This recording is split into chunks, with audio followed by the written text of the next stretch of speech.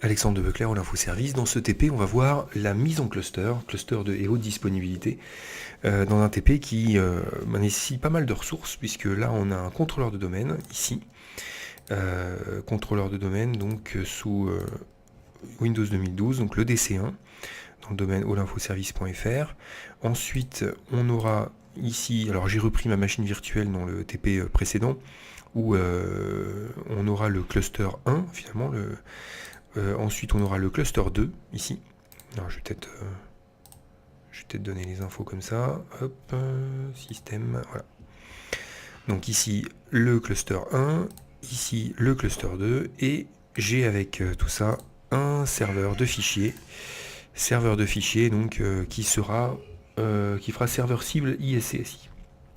Alors, dans un premier temps, ce qu'on va faire, c'est qu'on va déjà installer on va faire, oui, parce qu'on va faire un cluster pour une application de type web. Donc on va tout simplement installer le serveur web sur les deux ordinateurs, les deux clusters. Hop, c'est parti. Et on fait la même chose sur l'autre.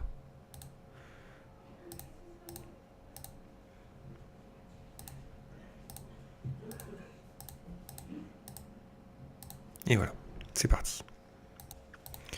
Donc ça c'est terminé dans un premier temps. Ensuite, on va se connecter sur le serveur fichier 1, je suis déjà dessus. Je valide juste que ce soit bien terminé. C'est tout. Alors je me mets sur le fichier 1, là, sur le serveur fichier 1. Alors ici je vais aller ajouter le rôle ISCSI pour en faire un serveur cible ISCSI. Donc hop. Voilà, on va aller chercher serveur de fichiers. Il est là. Hop. Et on va prendre le serveur cible ISCSI. On ajoute les fonctionnalités.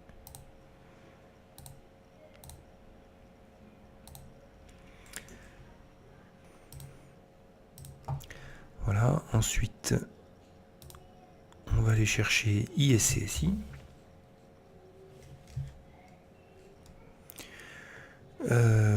Là, on va aller créer donc nouveau disque virtuel. Alors là, je vais donner quoi oui, on va appeler ça cluster.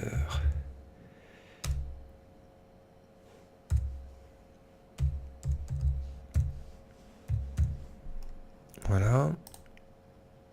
On va lui donner une taille. Alors oui, on va lui donner 5 Go. Ouais, ça va faire juste. Je vais même lui donner 3 Go en fait. Quoi, je peux prendre une dynamique comme ça. Voilà. On va le laisser en nouvelle cible.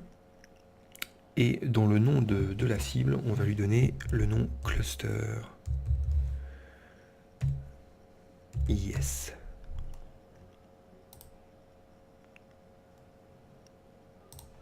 Le serveur d'accès, on va faire hop, exécuter une requête, parcourir. Ok.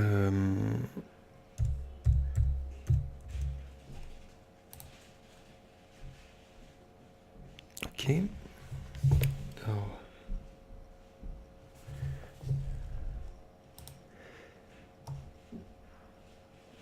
et je rajoute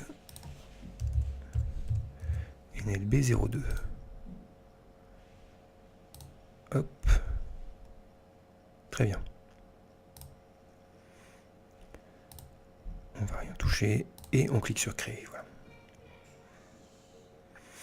La création de mon premier disque est faite. Je vais créer un autre disque. Donc toujours pareil. Lui s'appellera cluster HDD2. Alors c'est pareil, je vais faire en 3 Go, disque dynamique. Cible existante, on laisse comme ça. Cible... quoique non.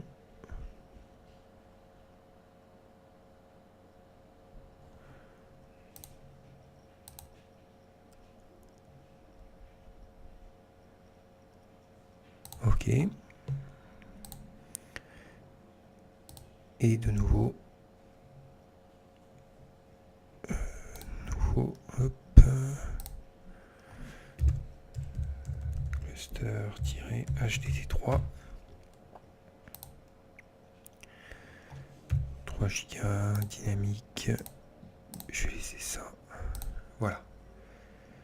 Donc là j'ai créé mes 3 cibles. Maintenant ce qu'on va faire, on va connecter en fait les nœuds au disque ISCSI. Donc là je vais me connecter sur le NLB1.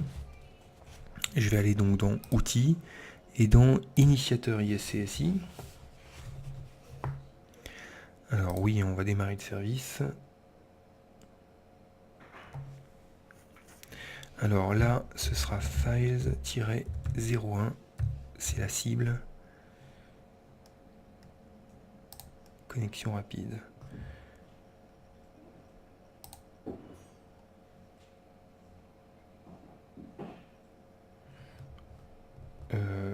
Oui, donc ça c'est bon. Excusez-moi, voilà. Ensuite, donc là on est bien en mode connecté, donc c'est très bien. Ensuite, je vais valider par OK. Je vais me mettre ici.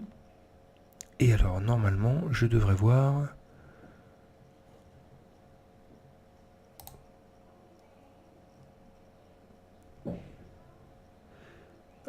je devrais voir, il est où? Enfin, je l'ai sous les yeux, pardon, je ne le voyais pas. Donc on va faire mettre en ligne. Ok. Mettre en ligne. Et mettre en ligne. Voilà. Ensuite, je vais aller créer mes volumes. Donc pour ça, je vais dans Gérer. Hop.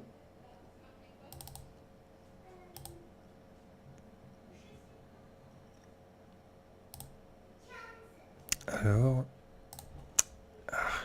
excusez-moi, voilà, nouveau volume. Alors, ici, nouveau volume, disque 1, oui, ça c'est bon.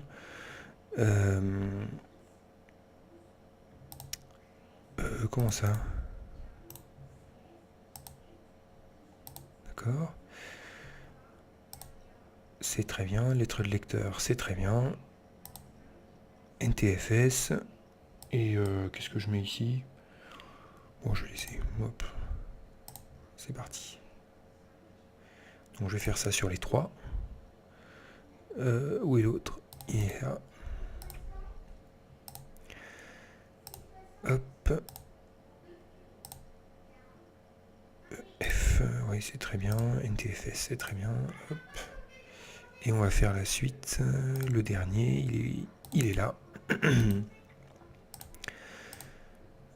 Ok. EFG, voilà. Donc maintenant que c'est fait, j'ai fait ça sur le NLB1. Je vais me connecter sur le NLB2. Et je vais refaire les mêmes étapes de connexion. Donc initiateur ISCSI, oui. Bon là j'aurais pas à formater les disques puisqu'ils sont déjà faits. Là je me connecte sur files-01. Pardon. C'est bon. Je suis connecté, ça c'est bon. Et logiquement, si je vais voir donc ici dans mes disques, ouais, il faut juste que je les mette en ligne.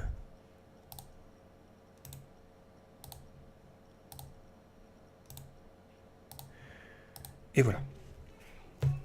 Donc maintenant on a connecté les nœuds donc les nœuds en devenir, hein, NLB1 et NLB2, que j'aurais dû appeler d'ailleurs cluster 1 et cluster 2, ils sont maintenant connectés sur les disques durs ISCSI. Donc maintenant on va créer notre cluster, c'est l'étape de création du cluster. Et alors pour ça, je vais rebasculer sur le 1 et je vais aller hop, ajouter des rôles et fonctionnalités. Donc là en l'occurrence c'est une fonctionnalité que je vais ajouter. Voilà, clustering avec basculement. Donc on ajoute, suivant et installer. C'est parti. Évidemment évidemment, la même tâche est à effectuer sur le cluster 2, enfin celui que j'ai appelé NLB2. Voilà, oui. Clustering, basculement, ajouter, voilà. C'est parti. Donc là, il y en a un qui est fini. Je vais attendre l'autre. Je retourne sur le cluster 1, NLB1, et je vais aller donc dans Outils, et je vais aller chercher mon gestionnaire du cluster. Donc voilà la console, voilà à quoi elle ressemble. Et dans la partie, dans le menu des actions ici, j'ai la possibilité de valider ma configuration. Ce qui va me permettre de faire un certain nombre de vérifications sur mon serveur, notamment les ressources, le type de processeur, et ensuite ça va permettre de valider l'ensemble des choses concernant les services pack installés sur l'ensemble des nœuds, le niveau de hotfix installé, etc., etc. Alors donc là on a une étape qui est avant de commencer évidemment. Ici pour parcourir les serveurs, on va aller choisir donc nos deux serveurs. Hop, si je vais rechercher, voilà. Je vais prendre les deux serveurs. Hop, je valide par OK. Et je valide également par OK ici. Voilà, ils vont apparaître.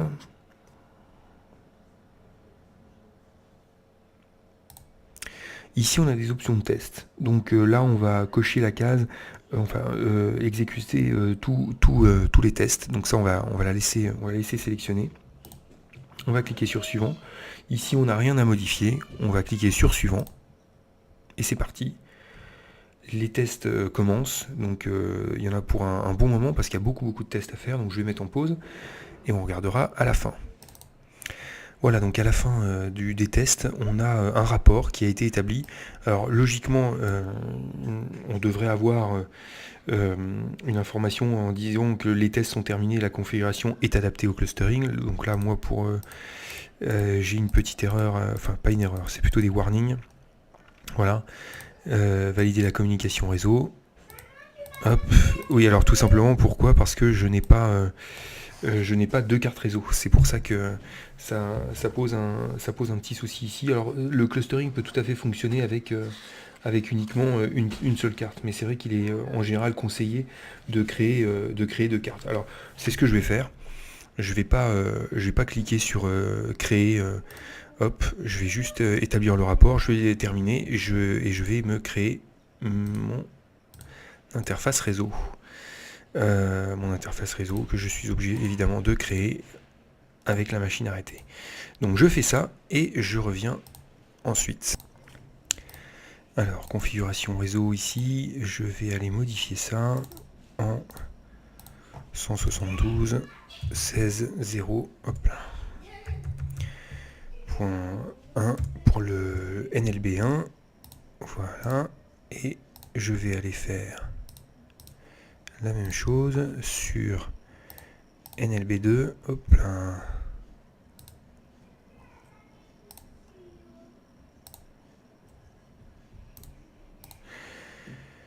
Modifier la carte réseau, le 2 et 172.16.0.2.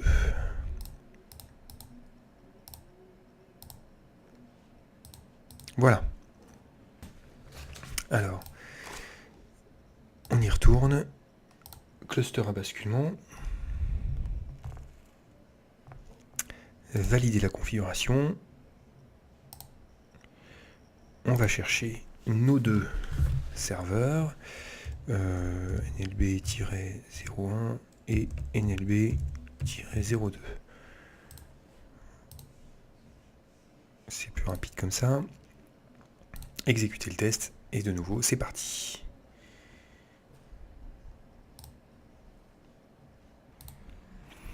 Voilà, c'est beaucoup mieux, les tests sont terminés et la configuration est adaptée. On laisse bien cocher la case. Si vous souhaitiez sauvegarder le rapport, vous pouvez. Et on va faire terminer. Et là, il y a un autre assistant qui arrive. Et ça va être l'assistant de création de cluster. Donc ici, ce qu'on va faire, déjà avant de commencer, on va faire suivant. Donc là, on nous demande le nom du cluster. Donc on va taper ici, cluster. 2IS, puisque c'est l'application qu'on veut. Et puis on va lui mettre une adresse IP. Hop, pardon, c'est ici. Hop, voilà, donc 192.168.0.200. Ça c'est bon, on va cliquer sur suivant. On est dans l'étape de confirmation. Ici on valide bien que ajouter la totalité est bien coché. On va cliquer sur suivant. Donc là, il y a la création qui est en train de se faire. Et ensuite, à la fin, alors je vais mettre un petit peu en pause. Voilà, dans le résumé, on a de nouveau un rapport, pardon. L'assistant création d'un cluster est terminé, donc on peut voir tout ce qui a été fait. Et on va cliquer donc sur terminer. Donc maintenant, on a notre cluster qui va apparaître dans notre console automatiquement, dans la console gestionnaire du cluster. Et on va voir l'ensemble des informations qu'on vient de saisir. Donc ici, on va maintenant... alors à la limite, je vais m'arrêter là et je vais faire la suite dans une autre vidéo, à savoir, je vais créer un volume partagé de cluster et je vais configurer un rôle de serveur pour ce cluster et ensuite on simulera une panne. Voilà, c'est les 3 étapes qui restent à faire pour valider cette création-là. On fait donc dans la vidéo suivante.